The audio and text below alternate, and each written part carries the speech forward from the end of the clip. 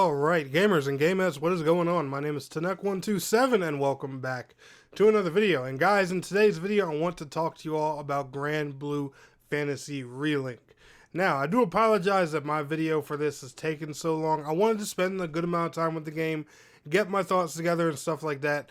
And unfortunately, I wasn't one of the people, who got granted, early access to the game and all that fun stuff. I got my copy, either the day or the day after it came out. Funny story.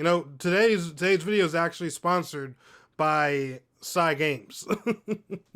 But the funny story behind it is they hooked me up with a review key for this game, and my fiance had actually got it for me as a early Valentine's Day present just the day before. Like literally, so I ended up giving away a free copy on stream. By the way, if you guys do want to see my streams, twitch.tv/Tanek127. We have all kinds of fun over there. We play a variety of games, not just MMOs and RPGs, and I do giveaways, like giving away a copy of this when I have too many copies and I don't need it.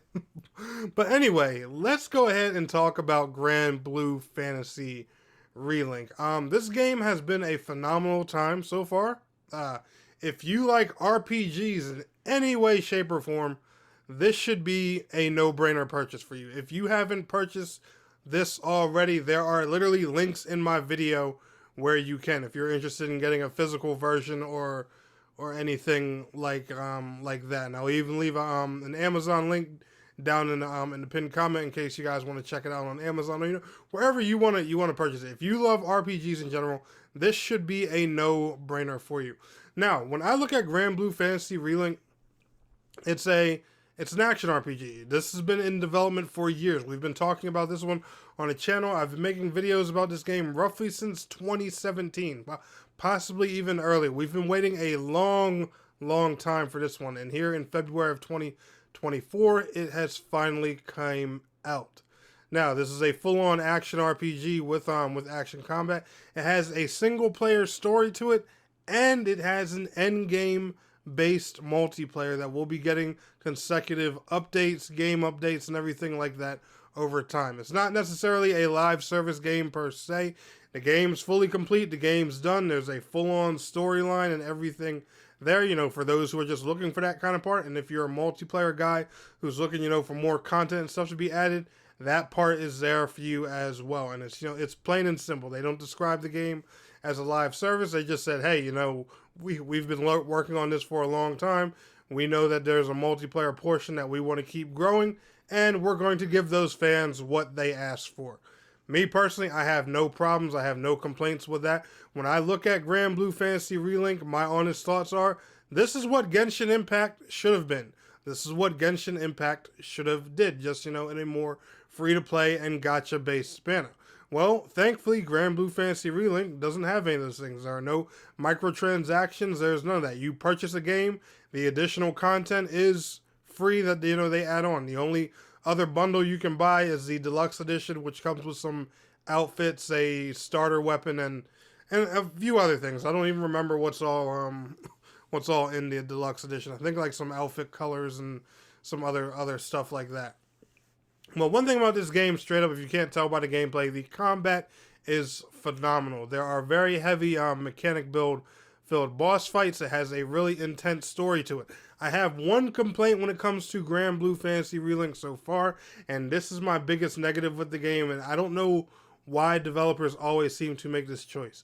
Now, when you have awesome combat in a game, especially like, a fighting game, an action RPG or an action game or anything like that, that's always a great thing. But there's always one other thing that comes hand in hand with that a lot of people seem to forget, and this experience really should be there at launch when people or developers, are creating a game. And that thing is controller or button customization. I was really disappointed when I first played this game's demo and realized, there was no controller customization. When I tried the demo, I said, fine, it's just a demo. They probably didn't include it in there or whatever. But then when I got the full game and realized I could not customize my controls, besides, a few simple things like switching the analog sticks and everything, I was like, hold on, why? you guys got some nasty combat. I mean, nasty combat. You know, these beautiful particle effects and everything. You know, a real smooth, robust system. And you don't want to give players, and you didn't think it was a good idea to give players the option to fully customize that when the game came out. Especially, you know, it being a multiplayer focused endgame and, you know, having a lot of hardcore mechanics and stuff like that. If somebody doesn't like the control scheme you're giving them, yes, you know, they can do the big boy thing and get used to it. Or you can make things more convenient and give them the option to change that control scheme. Why there's no option to, you know, make customizable controls in here, especially when the button layouts in this game are pretty simple. So, you know, square to attack, triangle to heavy attack, X to jump, circle does your link attacks, hold R1 while using any of the buttons I've named above to do any of your special attacks. Real simple. Left D-pad controls your potions. L2 is lock on, L1's guard, R2 is dodge, and like I said, R1 brings up your skills when combined with any of the above said buttons. You guys didn't want to add any type of customization to that whatsoever. I don't know. I feel like that was kind of, you know, a silly move on the developer's behalf, and I really hope, you know, that controller customization becomes an option that they add on in the future. Now, the soundtrack is amazing, the graphics are mwah, and the coolest part about it is this is also available on PlayStation 4 as well. So you don't just have to have a PS5 to get this, you can get this on PS4, you can get this on PS5, and you can also get it on PC. Now, unfortunately, this is not available on Xbox. Is this game a timed exclusive for PlayStation? I have no idea, and I would not be able to answer that question. I haven't seen anything in any of the trailers that indicate, oh, this will be exclusive for, you know, PlayStation for this X and X amount of time. There just literally has been no word about it.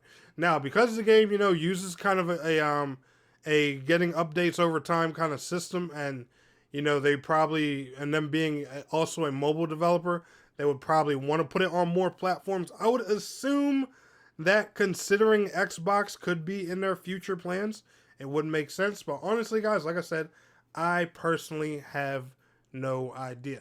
And speaking of the fact that they're a mobile developer, that's actually one thing I have to give this game props for, and which is my favorite thing about it. This game, not only does it deliver the best of both worlds, it has a single player RPG side to it that involves into, you know, a multiplayer game over time, but it has like those mobile progression systems that make things, you know, really simple. And I'm not talking about, you know, the pay to win ones and stuff like that. Like I said, there's no microtransactions, no DLC in here that you need to buy or purchase, you know, just literally the deluxe edition that comes with cosmetic goodies. But with this game, you literally just have, you know, the real simple power systems, you know, that most mobile games have. You know, you level up your character to whatever the level cap is. Right now in this game, that current level cap is 100. And then you just literally work on your character's power through their sigils, weapons, and all that fun stuff. The more powerful, the more their power rating goes up, which kind of, you know, works like a gear score in an MMO. The stronger the character is, the better and more higher end content they can run and stuff like that. And not to mention, you know, these guys communicate with their community a lot. They give regular updates on Twitter every day. They offer advice, you know, to their players for playing the game. They give dev streams talking about future content and new things that they want to add. And guys, like I said, the combat, the story, and everything about it is phenomenal. I'm personally still not through the single player story yet. I'm having a ball with it so far.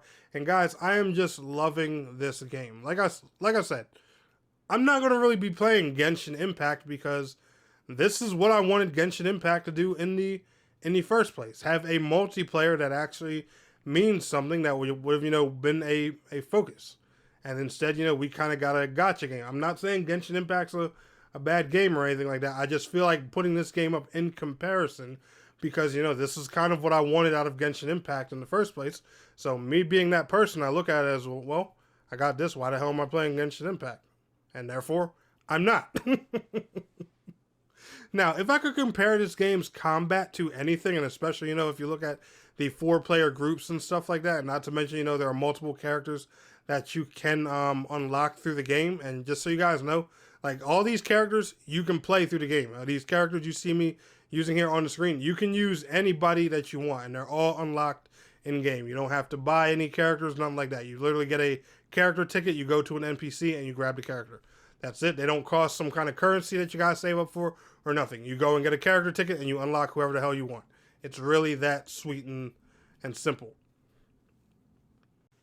But like I was saying before, guys, the game, combat-wise and, group composition and stuff like that, it feels very reminiscent of a Tales game. If you've ever played, like Tales of Legendia, Tales of Arise, any of those, action Tales games by Bandai Namco, picture like a mixture of that with crazy bosses with mechanics from something like Final Fantasy 14 or World of Warcraft or something like that. That's the best way I can describe this game. Imagine, Tales is flashy, crazy, four character use combat with wild mechanics from like a very popular MMO. That's the best way I can describe the combat in this game. Like I said, full on action hack and slash combat, no tab target or anything like that. Just with that wild tailspin